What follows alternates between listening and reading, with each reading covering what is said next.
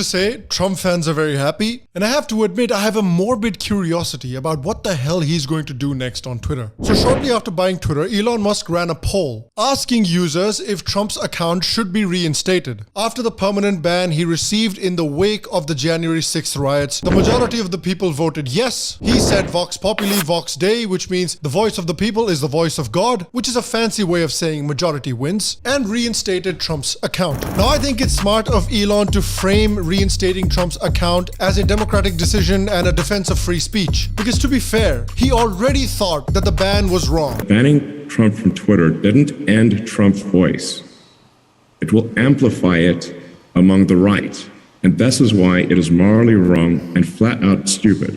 So I personally think that regardless of the poll result, he would have reinstated Trump's account. Because Trump being on Twitter equals massive engagement on the platform. And for a company that has been facing a lot of issues, including advertisers pulling out, employees leaving, and users leaving, ever since Elon Musk took over, well, frankly, he can really use some engagement on the platform. It's also interesting because a lot of people said that they were going to leave Twitter if Trump came back. And I'll be very curious to see if they follow through on those threats. I'm also very curious to see what Trump's first tweet back is going to be. I wonder if he's going to republish the tweet where he's trashing Elon Musk on his own platform. So Trump's reinstatement comes at a time when he announced that he's going to be running for president again in 2024. So if Trump chooses to use Twitter again, it will give him an enormous reach that he didn't have for the past couple of years. So far, he's been choosing not to return to Twitter, but for how long can he ignore the massive reach that Twitter gives him as he gets closer to the 2024 election race is yet to be seen. See, Twitter was a platform that he used to connect with the average citizen. Twitter was the platform that gave him the massive popularity that skyrocketed him in the presidential race, that played a big hand in making him president, and that also generated a lot of traffic and a lot of revenue for Twitter because of his massively viral tweets. If the ban were announced with a one-week notice, the ban would rush into our country during that week. EU in court, the sitting president. Apparently it speaks for itself, so they made up a phony collusion with the Russian story, found zero proof, so now they go for obstruction of justice. Nice. Low IQ, crazy Mika, and Psycho Joe. Twitter didn't really want to ban him. Twitter didn't ban him through all of his controversial tweets. Twitter didn't ban him when he was questioning the integrity of the United States elections. Twitter only banned him after the Democrats came to power, and the Democrats and the media establishment put a lot of pressure on Twitter to delete Trump's account. So now that Trump's back, there are three main candidates that are running to be the president of the United States. And so with regards to this channel, the big question in front of us is who's going to be the best for India? Let's talk about Trump first. We know Trump's interests align quite a lot with India's interests. We love the Hindus. We love India. It was very clear with the Howdy Modi event as well as the Namaste Trump event that India and the United States have some common interests and they're willing to support each other in those interests. Trump was openly anti-Pakistan. He criticized Pakistan's role in spreading international terrorism as well as cut their funding. He does not support an all cap on Russia, which he believes will have a devastating effect on the economy and on international prices. He also was against Ukraine joining NATO because he was on good terms with Putin and he did not want NATO to be encircling Putin, make Russia insecure, and then eventually force their hand with some kind of a military action. For Trump, the most important alliance has always been Quad, which includes India. Trump has already expressed skepticism over NATO and America's relationship with the EU. For these reasons, Trump would also not consider any sanctions on countries that continued to have a relationship with Russia even after the Russia-Ukraine conflict, or sanction any countries that decided to continue to buy Russian oil. So clearly there are a lot of places where Trump aligns with India. However, Trump is going to face a very uphill battle in becoming the president in 2024 as compared to 2016. First of all, Trump has lost the support of Fox News, which is a major right-wing news network in America that reaches a lot of homes in America and is very influential among right-wing voters. Fox News has been supporting Trump's rival Ron DeSantis instead of Trump ever since he lost the 2020 elections. Ivanka Trump will also not be supporting Trump's re-election bid in 2024, which means he's not going to have the same level of support from Modi ji either. So far, he is also electing to ignore Twitter, which again, as I said before, gave him a massive reach advantage as compared to a lot of his rivals. A lot of people in America are also sick of his constant trolling and his constant culture war attacks. People were particularly unimpressed with how he reacted to the George Floyd protests, and that is why they ended up voting for Biden in 2020, who they saw as a uniter of the country, even though he's not technically alive. Go to Joe 30.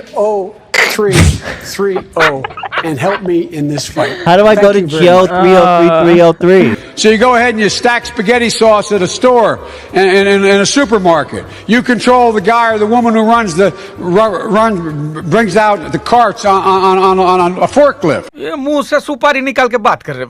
We then come to the Democratic nominee, President Biden. Joe Biden has also shown a willingness to engage with India. Biden has openly stated that he wants to reduce Indian dependence on Russian weapons, and he's also willing to provide aid to India in order to reduce this dependence. The Democrats have ordinarily been very quick to propose sanctions on countries that have continued to have a relationship with Russia and that have continued to buy oil from Russia after the Russia-Ukraine conflict with sanctions like CAATSA. Some Democrats have even asked for India to be sanctioned under CAATSA. However, Biden waived CAATSA sanctions on India, despite India buying Russia weapons and Russian oil, perhaps realizing India's importance in countering China. The Biden administration has also been quoting the Indian-American vote. Indian of descent Americans are taking over the country. You, my vice president, my speechwriter. They have 130 Indian Americans in top offices all over the Biden administration. The government also organized a grand Diwali celebration this year at the White House, where they invited the Indian American community to participate. But there is a proverbial fly in the soup called the Squad, or the radical far left progressive wing of the Democratic Party that does want India to be sanctioned, who have previously attacked India. Members of the Squad have previously visited Pakistan-occupied Kashmir, clearly undermining India's national security, who have attended public events with terrorist sympathizers and openly supported separatism in Kashmir. The supporters of the Squad tried to block a resolution in America that was condemning the genocide of Hindu Bengalis in 1971 at the hands of the Pakistani army. Let's also not forget that Biden very recently supplied a shipment of F-16s to Pakistan, despite their administration admitting that Pakistan is a terrorist sympathizer state. And expect sustained action against all militant and terrorist groups, and we look forward to the cooperative efforts to eliminate all regional and global terrorist threats. So let me see if I understand this strategy. For 70 years, Pakistan has shown no interest in fighting terrorism. In fact, they have openly supported terrorism. And so despite failing to change Pakistan for 70 years, you continue to pour billions of dollars into the country. And so your plan right now is to pour a few more $1 billion into the country and hope that they magically change their minds about supporting terrorism. It's a bold strategy, Cotton. Let's see if it pays off for them. You know, doing the same thing over and over again and expecting a different result is called insanity. And while to be fair, the way Biden has been behaving for the past couple of years, insanity can't really be completely off the table. I looked at it anyway. That's what I think my plan. I know what my plan does. I mean, but I mean, it's not about. I know you're supporting by saying booing, but look, here's the deal. He's already dead. So conventional wisdom for America, and particularly for the Democrats right now, seems to be that if India doesn't stop buying Russian oil, we will put pressure on India by supplying weapons and money to the terrorist state of Pakistan, which not only hurts India, but it hurts the entire region, and it leads to the deaths of thousands of American soldiers. It's a strategy as stupid as trying to make Himesh Reshammiya a movie star. Seriously, India should feel ashamed at ever trying to make this happen and needs to apologize at the International Criminal Court at The Hague. There is also a third strong contender emerging for the presidential seat in 2024 in America, especially after the recently conducted midterm elections, and that is Florida Governor Ron DeSantis, who won re-election in Florida with a massive margin and is emerging as a serious alternative to Trump for the Republican nomination. He also has a pretty good track record with the Indian American community in Florida. DeSantis is the one who started the tradition of celebrating Diwali at the governor's mansion in Florida in 2019. DeSantis also said that India plays a huge role in countering China in the world and called for more trade between Florida and India.